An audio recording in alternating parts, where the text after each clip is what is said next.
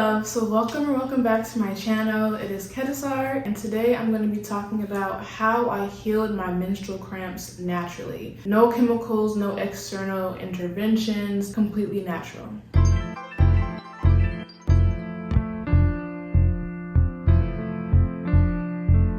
So just a little backstory, little background on me and my womb health over the years. I started my cycle at around 12. I think I had just turned 12, and it didn't start off really painful, but it eventually got extremely painful, like to the point that it was excruciating pain.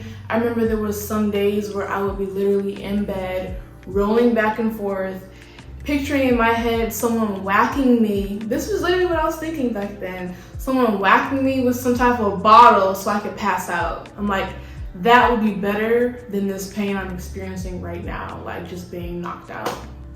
So that's how bad it was, just to give you an idea of how intense it was. Sometimes I'd be on the floor. I even had nausea sometimes, vomiting, depending on what I ate before my cycle. It had gotten really bad, also to the point that I couldn't go throughout my cycle without taking ibuprofen. I needed ibuprofen, and if I didn't, I knew it would be a deathly experience. It would be absolutely horrible. The worst pain I've ever experienced in my life, and I wouldn't wish it on anybody. Kind of felt like my insides were turning in on themselves. I don't know how to explain it, but if you know, you know, and that's probably why you're watching this video in the first place. So I've also been vegan all my life, but I wanted to give a little background, or not background, but just a little context that just because you're vegan doesn't necessarily mean you're completely healthy. I was healthy in many other ways, of course, that I wasn't just like sick out here, but I mean, your womb is a huge indicator of your health on a physical, mental, emotional, and spiritual level. I had emotional and mental stressors going on in my life at that time. Like, my parents had just broken up and split when I was around 11, 12, and that's also when my cycle started. But the pain really got bad like later on into my early teens, mid-teens. And now, after doing my research and my 2 years of experimentation to see what helps my body, to see what is the root cause behind this pain, I have found out not only what was causing the pain, but also a myriad of ways to eliminate or largely reduce the amount of pain and discomfort I feel on my cycle. So that's what I'm here to share with y'all today, and I'm so excited to have been a guinea pig for other women out there in the world. I really have been wanting to, as soon as I found a remedy, as soon as I found a solution, I would move on into a new one so I can have a whole list of things that can help my fellow sisters out there. Okay, so let's get into the meat and bones of it. The first thing that I did to heal my cramps was experiment with teas. Now, not every single thing that I say will work the exact same for you. That's why I composed a whole list of things to help you figure out what's best for you, okay? So my blend of teas consisted of comfrey leaf, red clover leaf, and nettles. These are the 3 herbs I used for around a year, and it didn't take me a year for it to heal my cramps, but this is what I used. And I took it almost every day, and if I didn't, I specified to take it a lot the week prior to my cycle. I made sure to take it during that period of time, so when my cycle came, I was good. And just after doing that 1 month, I didn't have cramps. Like, I remember how good it felt for my cycle to come and for me not to be suffering. I'm like, it can feel this good? Like, I had no idea. And that's what I want to share with y'all. We don't have to be in pain every month. All right, so herbs, that's the first thing. These are a list of things that I did. I'm gonna make another video for a list of all the things, but this is right now my experience to share with you. My personal testimony, I was the guinea pig. When I actually make the herbs, I would usually do like a spoonful of each and put it in a boilable, like a little boilable tea bag, or you know, one of those reusable things that you can put into the pot. And I made about, all I needed to take was a cup full daily, or like 2 cups for a week prior to my cycle if I wanted to eliminate the cramps. The second thing was fasting. So when I fasted, that allowed my body to remove all the waste and the toxicity and all the excess hormones and all that was causing the pain in the first place. So I had done a water fast before. I did a water fast like a day before my cycle. Then when my cycle came, I didn't have cramps because there was not a lot of waste blockage sitting on top of my uterus. Little do most people know, our intestines sits right on top of our womb.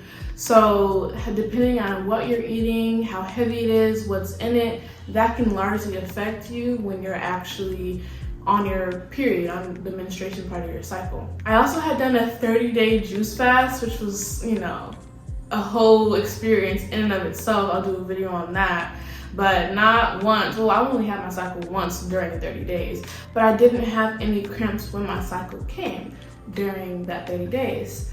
There was no pain at all, I was good. And at the end, I'm about to get into the nitty-gritty details. Right now, I'm just giving y'all the overview of what I did.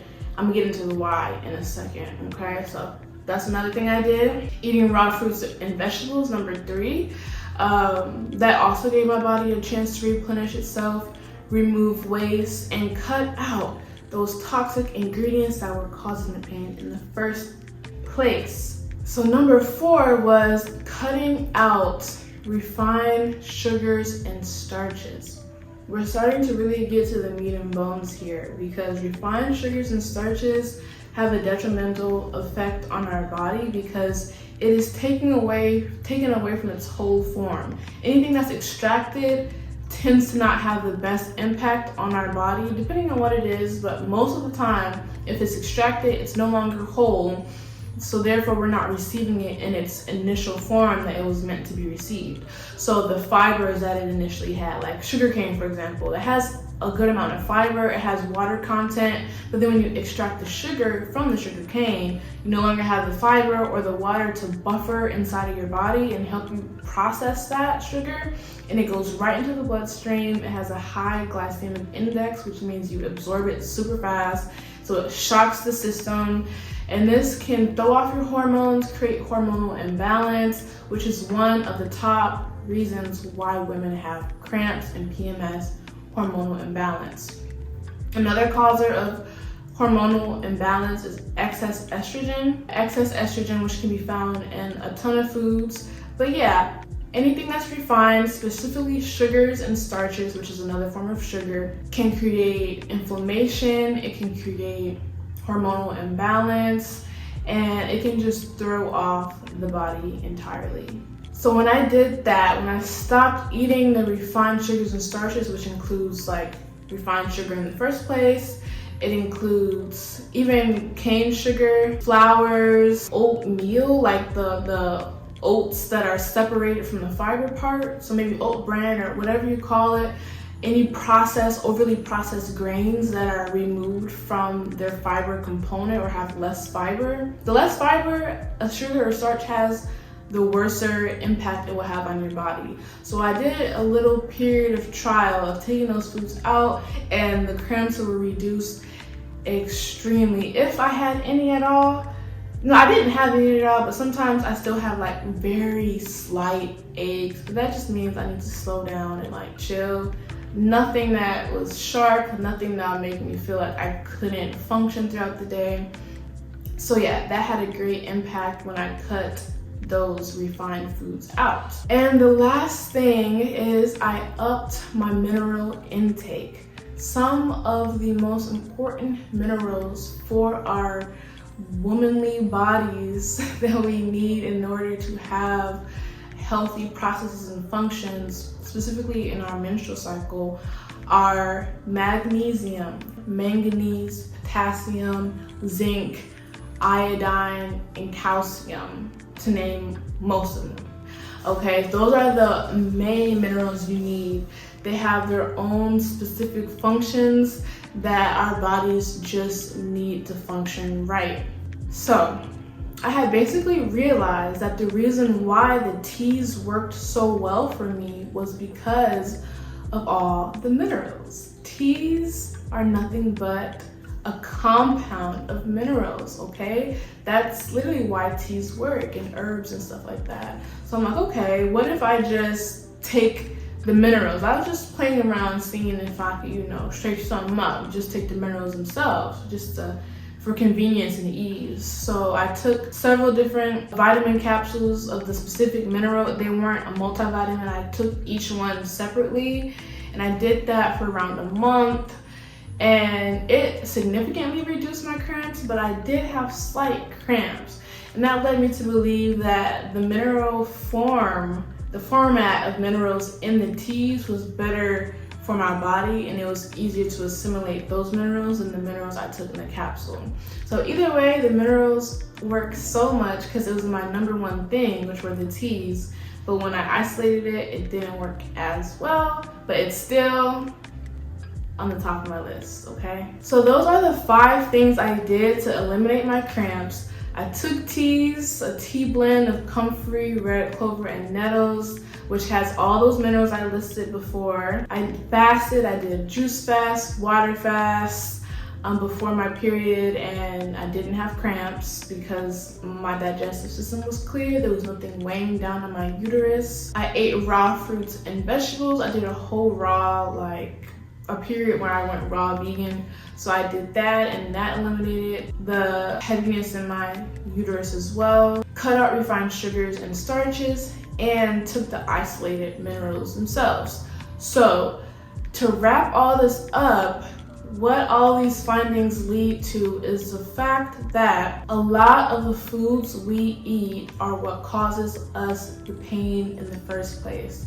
Okay, so when we eat all these refined foods, refined carbs, starches, sugars, that's in most of our diet, okay? That's in those white potatoes, that's in that white rice, that's in, white sugar or even regular sugar. It's in your cookies, your cakes, your breads, your pastas, your flours. It's in all those foods. So when we eat in excess of those foods, what it does is, since it's in a refined version, it's isolated from its whole, it's isolated from its water content, it's isolated from its fiber content. And when it comes to the white rice, white potatoes, that's also a much less healthy version because it's been bred to be higher in starch and lower in fiber and stuff like that. So when we eat those foods, since it has less of its natural components, it will rob from our body. So it'll strip us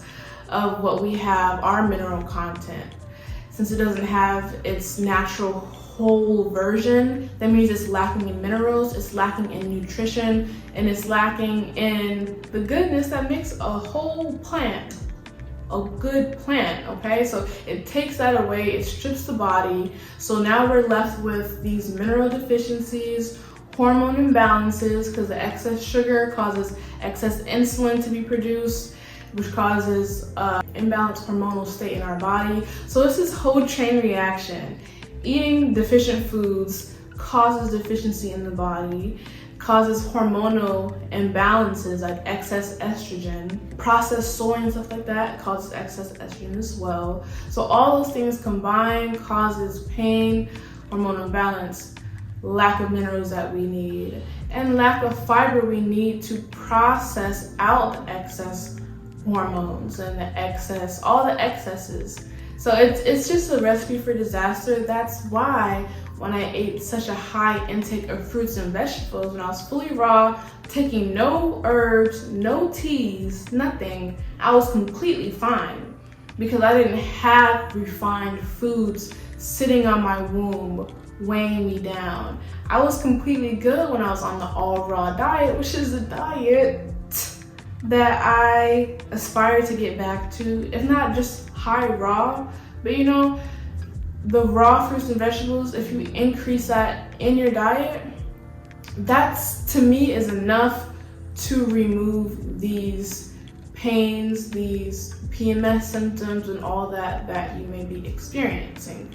But you know, you gotta really work with your own body, see what works for you, do trial and error. But know that the main formula, this is not only from my personal, guinea pig testing, but also through research, is removing the toxicity that we put in our body from these refined processed foods, specifically sugars and starches. Removing that, or largely reducing that intake and upping the fruits and vegetables. So right now, for most people, it's like this. Make it go like this or like that. Just like shoot away. Have this, or like I said, like this. And while you're correcting the deficiencies that these nutrient void foods created in the first place, while you're correcting those deficiencies, you want to be taking herbs, taking your minerals, taking a lot of other herbs, and the 3 that I mentioned have these properties as well. Like dong quai will help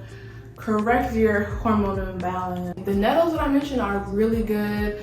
A dandelion root. So there's other herbs that you can experiment with that do the same thing. We're really not looking for herbal names, we're looking for what minerals they contain, okay? And the herbs are better than the isolated mineral because they have a whole compound of different substances and minerals and chemicals, natural chemicals, that all together work in a very cohesive, holistic way rather than taking the isolated chemicals. So while you are flipping the script and intaking more natural fruits, vegetables, raw foods, all of that, and less refined and processed sugars and starches, you also want to be correcting the deficiencies through taking your herbs and minerals. Just getting back to nature, returning to self, that's really what it is, because we're a reflection of nature, and when we eat unaligned with that, we will pay the price in our physical health.